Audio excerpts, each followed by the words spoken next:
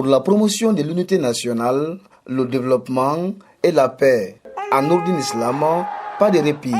El Haj Cheikh Souleymane Sidibé poursuit son combat patriotique à travers le monde.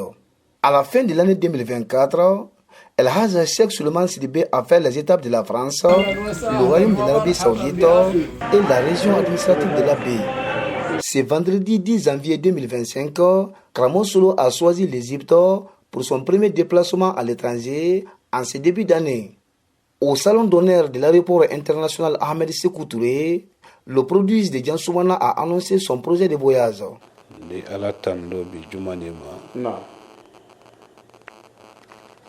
Banka sarankana ke Djansoumana mobolo. Ka sarankana kelen wala se jankana mobolo ma. Sarankana wala se to kanka mobolo ma. Ka banka ansara Nuruddin Jamala. Achana muso. Ambora kankan kunu. Masa ala kan kanda nyuma do na Conakry. Kene brando klili mendi. A mabra Kramo Solo do. Kone di bara molu do. Menu hankli kola korosila. Ka kunu susi Conakry. Ka juma kene labo. Alala dunya ni alala sela.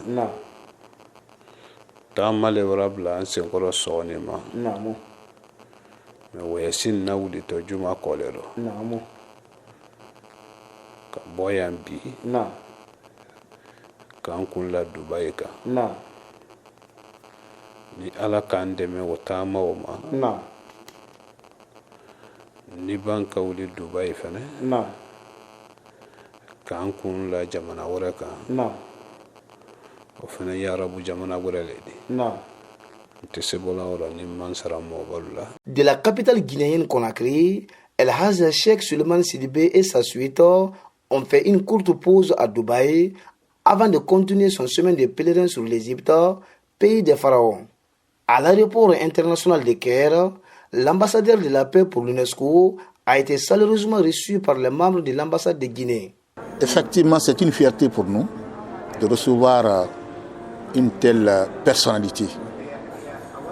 Parce que quand vous savez très bien, le calife Sidibé représente la Guinée à l'extérieur.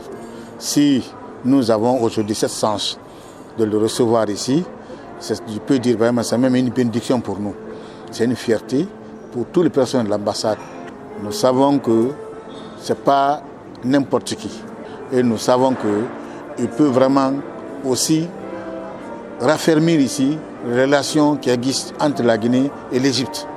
En ce qui concerne les conditions de vie et de travail des millions de Guinéens vivant dans ces pays, le diplomate guinéen rassure, tout en mettant un accent sur le problème des documents de séjour imposés par le gouvernement du pays hôte. Et si la situation des Guinéens, elle est sur les bonnes voies. Comme vous le savez bien, l'Égypte est un pays bien organisé. Nous sommes très nombreux.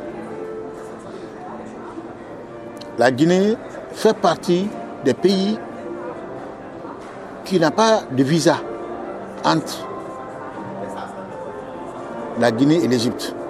Un Guinéen peut se lever aujourd'hui à Conakry et dire demain je vais dormir au Caire. Ce qui fait que nous sommes nombreux ici. Mais le seul problème aujourd'hui ici, c'est la loi du pays hôte. Ils ont mis en place dans leur législation les séjours pour tous les étrangers. Ce n'est pas pour les pays, ce n'est pas pour tout le monde la Guinée, contre la Guinée, mais c'est tous les étrangers qui vivent ici. Tout le monde doit vraiment régulariser sa situation, doit avoir vraiment le séjour. Nous sommes sur cette voie. Encourager les Guinéens à régulariser leur situation. Pour clore son intervention, Fodé Moussa Bangoura a salué l'initiative du chef de l'État, le général des corps d'armée Mamadi Doumbouya, pour la création d'un fonds destiné pour des rapatriés. Grâce à la politique du gouvernement, du général corps d'armée, du général Mamadi Doumbouya, en créant une direction qu'on appelle le fonds des rapatriés. Ce fonds, cette direction est située au sein du ministère des Affaires étrangères, qui travaille en étroite collaboration avec l'Organisation internationale pour les migrations pour faciliter le rapatriement des Guinéens. A signaler que la visite de plusieurs sites historiques et la rencontre de certaines personnalités sont prévues au cours de ce fameux voyage de Cheikh Souleymane Sidibé en Égypte. Sori Touré et Aboubakar Sidiki Mandiou Touré depuis le Caire pour la 107.7.